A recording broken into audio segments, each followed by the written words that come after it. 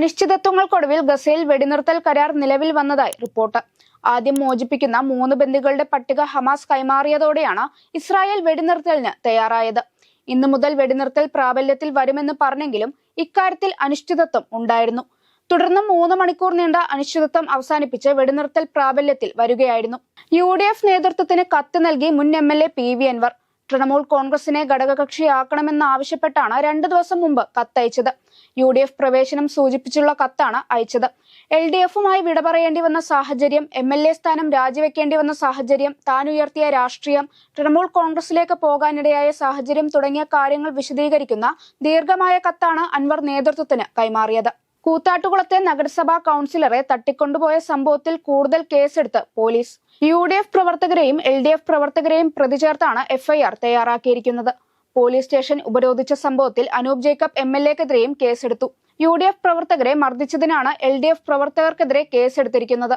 നിലവിൽ കൗൺസിലർ കൊച്ചി ഇന്ദിരാഗാന്ധി ആശുപത്രിയിൽ ചികിത്സയിലാണ്.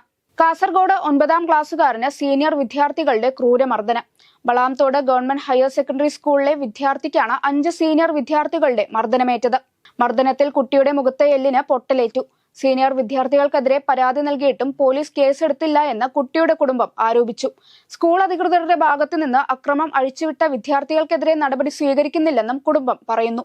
താമരശ്ശേരിയിൽ അമ്മയെ മകൻ വെട്ടിക്കൊലപ്പെടുത്തിയ സംഭവത്തിൽ പ്രതി ആഷിഖ് നേരത്തെ 2 തവണ അമ്മയെ കൊലപ്പെടുത്താൻ ശ്രമിച്ചതായി താമരശ്ശേരി CI. ആഷിഖ് അമ്മയോട് നിരന്തരം പണം ആവശ്യപ്പെടുമായിരുന്നു. അതുപോലെ തന്നെ അമ്മയുടെ പേരിലുള്ള സ്ഥലം വിൽക്കുവാനും ആവശ്യപ്പെട്ടിരുന്നു. അമ്മയെ കൊല്ലുമെന്ന് ചിലരോട് പറഞ്ഞിരുന്നുവെന്നും പോലീസ് വ്യക്തമാക്കി. പാലക്കാട് കഞ്ചിക്കോട് മദ്യനിർമ്മാണ യൂണിറ്റിന് അനുമതി നൽകിയ മന്ത്രിസഭാ യോഗ തീരുമാനത്തിനെതിരെ നാളെ പഞ്ചായത്ത് അടിയന്തര യോഗം ചേരും. പദ്ധതിയുടെ കാര്യത്തിൽ പഞ്ചായത്തിനുള്ള എതിർപ്പ് സർക്കാരിനെ അറിയിക്കാനാണ് യോഗം. നേരത്തെ സർക്കാർ തീരുമാനത്തിനെതിരെ പ്രതിഷേധവുമായി പഞ്ചായത്ത് പ്രസിഡന്റ് രേവതി ബാബു രംഗത്തെത്തിയിരുന്നു. എലപ്പുള്ളിയിൽ ബ്രൂവറി തുടങ്ങാനുള്ള മന്ത്രിസഭാ തീരുമാനം പഞ്ചായത്തിനെ പോലും അറിയിക്കാതെയാണ് ഉണ്ടായതെന്നും സർക്കാരിൽ നിന്ന് യാതൊരു അറിയിപ്പും കിട്ടിയില്ലെന്നും പഞ്ചായത്ത് പ്രസിഡന്റ് രേവതി ബാബു പറഞ്ഞു. ഗോമൂത്രത്തിന്റെ ഔഷധമൂല്യത്തെ പുകഴ്ത്തിക്കൊണ്ടുള്ള IIT മദ്രാസ് ഡയറക്ടർ V കാമകോടിയുടെ വീഡിയോ സോഷ്യൽ മീഡിയയിൽ വൈറൽ. ഗോമൂത്രം ബാക്ടീരിയയെയും ഫംഗസിനെയും പ്രതിരോധിക്കുമെന്നാണ് കാമകോടിയുടെ പ്രസ്താവന. മാത്രമല്ല, ഇതിന് ദഹന പ്രശ്നങ്ങൾ പരിഹരിക്കാനാകുമെന്നും അദ്ദേഹം പറയുന്നു. ഗോമൂത്രം കുടിച്ചാൽ എത്ര കടുത്ത പനിയും മാറുമെന്ന് തന്റെ അച്ഛനോട് നിർദ്ദേശിച്ച ഒരു സന്യാസിയുടെ കഥ പരാമർശിച്ചുകൊണ്ടാണ് കാമകോടി ഇക്കാര്യം വ്യക്തമാക്കിയത്. ജമ്മു കാശ്മീരിലെ രജൌരിയിൽ 6 ആഴ്ചക്കിടെ ദുരൂഹ സാഹചര്യത്തിൽ മരിച്ചത് 16 പേർ. ഡിസംബർ 7 മുതലാണ് ബുദൽ ഗ്രാമത്തിൽ അസ്വാഭാവിക മരണം റിപ്പോർട്ട് ചെയ്തത്.